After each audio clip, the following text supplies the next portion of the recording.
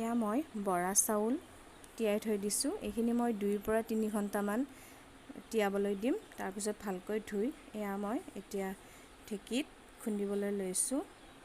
এইফালে জিমনে ভিডিঅ' কৰি আছে আৰু এইফালে মায়ে ঢেঁকী মানে চাউলখিনি চালি আছে আৰু মই ঢেঁকী দি আছোঁ।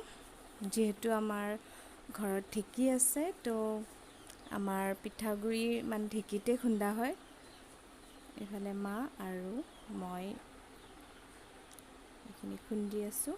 তাৰপিছত এইখিনি খুন্দা হোৱাৰ পিছত মই ইয়াতে নাৰিকল, মই এতিয়া 2টা নাৰিকল এয়া ৰুকি লৈছোঁ। লৈ ইয়াতে গুড় দিছোঁ।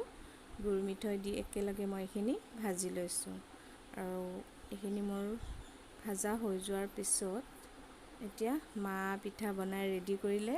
মই দেখুৱাবৰে নহ'ল, এইখিনি হৈ গ'ল।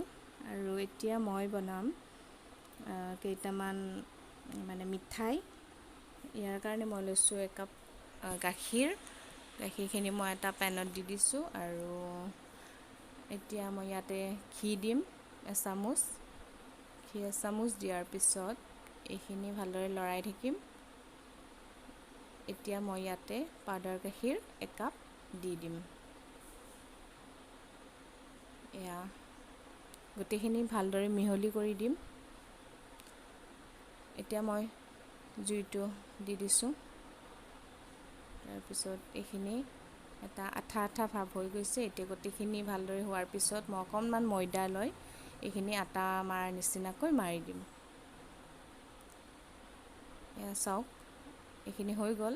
তাৰপিছত মই সৰু সৰু বল মানে কেইটামান বল বনাই ল'ম। তাৰপিছত এইকেইটা মই ৰিফাইনত মই এইকেইটা ভাজিম। ৰিফাইন মানে কেৰাহীটো বেছি মানে গৰম হ'বলৈ নিদিওঁ। ৰিফাইনখিনি দিয়াৰ পিছতে বলকেইটা বহাই দিম। তাৰপিছত এইকেইটা লাহে লাহে মই ভাজি থাকিম ৰংচোৱা হোৱালৈকে। এইকেইটা ৰংচোৱা হৈ গৈছে। তো এতিয়া মই চেনিৰ পানীত এইকেইটা দি দিম। চেনিৰ পানীখিনি দি দিলোঁ। এইখিনি মই 2-3 ঘণ্টামান থৈ দিম। এয়া হৈ গ'ল খাবলৈ। এয়া চাওক ইমান ধুনীয়া হৈছে গোলাপ জামুনকেইটা। তো আপোনালোকে এনেদৰে ঘৰতে গোলাপ জামুন বনাব পাৰে। বহুতেই টেষ্টি হয় খাবলৈ। এইফালে জিমনে খাই আছে। তো জিমনে খাই আছে আৰু যদি আপোনালোকে ভাল পায় তেতিয়াহ'লে লাইক কমেণ্ট শ্বেয়াৰ